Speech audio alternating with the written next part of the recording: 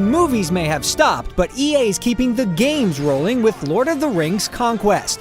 It attempts to recreate some of the greatest moments from Peter Jackson's flicks, while repurposing many of the gameplay elements found in Star Wars Battlefront.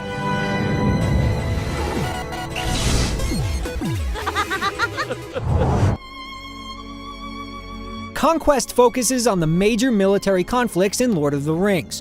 The story is condensed and assumes the player is already familiar with the series. Brief montages before and after each chapter make up the bulk of the narrative, with sparse in-game cutscenes providing additional information. An entire chapter depicting an assault on Minas Morgul was never mentioned in the books. It strays from the canon at times, but the new material does preserve the essence of the IP. The story in Conquest is split into two parts. The War of the Ring follows the arc of the films, where the good guys win, while the Rise of Sauron is a what-if scenario where poor Frodo perishes and Middle-earth falls into the clutches of evil. This alternate take is more intriguing, and it provides some memorable moments as well, but there are too many blanks to fill in. Whether it's retreading old material or a half-baked effort at a new tale, Conquest's narrative feels like an afterthought. They're breaking through the main gate!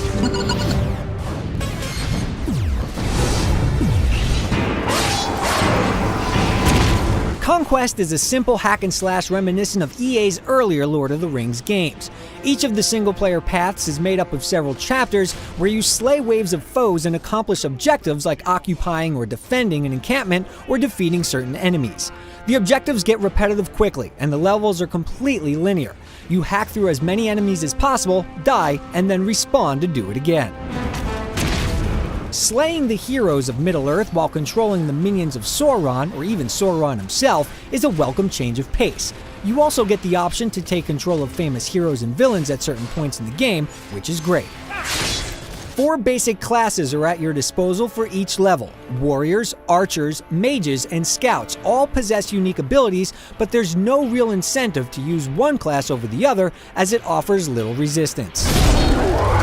Co-op mode is available for the campaigns, and there are local and online versus modes as well. Capture the Ring and Team Deathmatch take place in truncated versions of the single-player levels, and they're actually more enjoyable than the solo campaign, even if it's not perfectly balanced.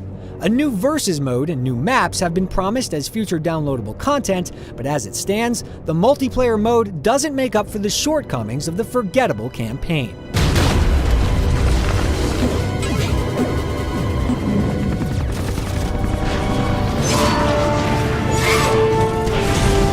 There's no conquest without killing, so players will spend most of their time fighting off throngs of enemies.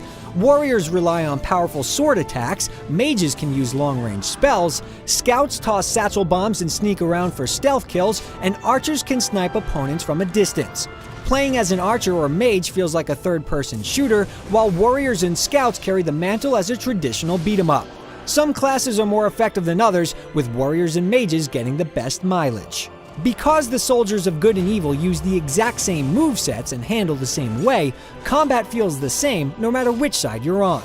Controlling heroes and special characters offers a bit more diversity, but not much. Aragorn can unleash a wave of undead, Gimli does a decent Juggernaut impersonation, and Legolas can execute a weak Shoryuken. Slay it quickly! No matter what character you're using, the controls are clunky. There's a simple combo system in place, but most of the time, combat devolves into simple button mashing.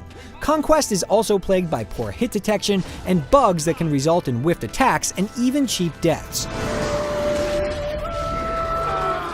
These problems are further compounded by the game's ridiculous AI, which drastically ups the difficulty during certain sequences. And then there are the challenging boss encounters.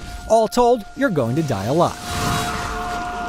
You can occasionally hop on a troll, but otherwise the gameplay hits one tone and stays there. There's a decent variety to the combat, but it's sluggish and rote.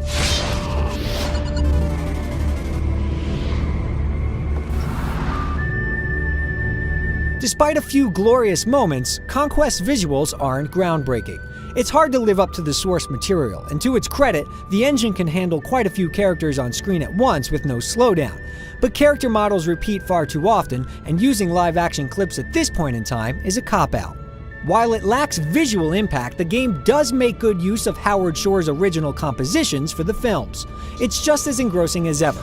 The voice work, though, is subpar in comparison. With the exception of Hugo Weaving as Elrond, none of the original cast members reprised their roles for the game. Take the Deeping Wall! Death or victory! The visuals and audio are passable at best, but not up to the expectations of a third-generation game.